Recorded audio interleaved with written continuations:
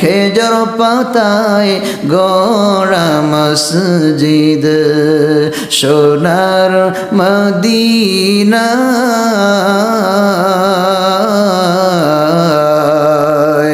যে মসজিদে নামাজ পড়তেন নবী মুস্তাফা সেই মসজিদে নামাজ পড়তে সেই মসজিদে